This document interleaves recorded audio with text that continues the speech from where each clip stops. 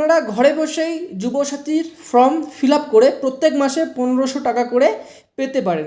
তো দেখে নিন কী করে অনলাইনে এই ফর্মটি ফিল আপ করতে হয়। প্রথমে আপনারা গুগলে লিখবেন স্বনির্ভর বাংলা, তারপরে প্রথমে যে ওয়েবসাইটটা খুলবে গভর্নমেন্ট অফ ওয়েস্ট বেঙ্গল স্বনির্ভর বাংলা, এখানে ক্লিক করবেন। তারপর আপনাদের সামনে এমন একটা ইন্টারফেস ওপেন হবে। তারপরে একদম বাঁধারে কোণে গভর্নমেন্ট অফ ওয়েস্ট বেঙ্গল, এখানে একটা ক্লিক করবেন। তারপরে আপনাদের সামনে এমন একটা ইন্টারফেস ওপেন হবে। তারপরে দেখুন লেখা আছে Bangla Yuvasathi, click to apply, এখানে ক্লিক করবেন। তারপরে আপনাদের সামনে এমন একটা ইন্টারফেস ওপেন হবে। তারপরে আপনাদের কী কী ডকুমেন্টস আপলোড করতে হবে দেখুন, মাধ্যমিকের অ্যাডমিট, তারপরে মাধ্যমিকের সার্টিফিকেট অথবা মার্কশিট, আধার কার্ড, ভোটার কার্ড, ব্যাংকের পাসবই, এসসি এসটি ওবিসি থাকলে ওবিসি, এবং রিসেন্ট পাসপোর্ট সাইজ ফটো এবং সিগনেচার, এবং আপনার মোবাইল নাম্বারটা দিতে হবে। এই দেখুন লেখা আছে অ্যাপ্লাই অনলাইন, এখানে ক্লিক করবেন। তারপরে আপনাদের সামনে এমন একটা ইন্টারফেস ওপেন হবে। তারপরে আপনাদের এখানে মোবাইল নাম্বারটা দেবেন। এই যে ক্যাপচা দেখতে পাচ্ছেন, ক্যাপচাটা এখানে ফিল আপ করতে হবে।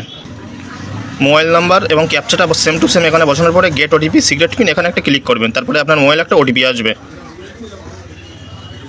ওটিপিটা এখানে বসাতে হবে। ওটিপিটা বসানোর পরে ভেরিফাই পিন, এখানে ক্লিক করবেন। তারপরে আপনাদের সামনে এমন একটা ইন্টারফেস ওপেন হয়ে যাবে। প্রথমে দেখুন আপনাদের আধার নাম্বার, তারপরে নাম, আধার লিঙ্ক যেটা মোবাইল নাম্বার আছে যেটা ব্যাংকে দেওয়া আছে সেই মোবাইল নাম্বারটা বসাবেন। ইমেল আইডি বসালেও হবে, না বসালেও হবে। তারপরে আপনার জেন্ডার সিলেক্ট করবেন, ডেট অফ বার্থ, বাবার নাম, মায়ের নাম, স্বামী স্ত্রীর নাম এখানে লিখতে হবে। তারপরে জেনারেল হলে জেনারেল, ওবিসি হলে ওবিসি দেবেন। আপনি বিবাহিত কি না, বিবাহিত হলে ম্যারিড, অবিবাহিত হলে আনম্যারিড এখানে দিয়ে দেবেন। তারপরে আপনার অ্যাড্রেসটা এখানে ফিল আপ করবেন। অ্যাড্রেসটা ফিল আপ করার পরে আপনি মাধ্যমিক কোন বোর্ড থেকে দিয়েছিলেন সেই বোর্ডটা সিলেক্ট করবেন। মাধ্যমিকের রোল এবং নাম্বার বসাবেন, কত সালে পাস করেছিলেন সেটা বসিয়ে দেবেন। আপনার হায়েস্ট কোয়ালিফিকেশান কী আছে সেটা এখানে লিখবেন।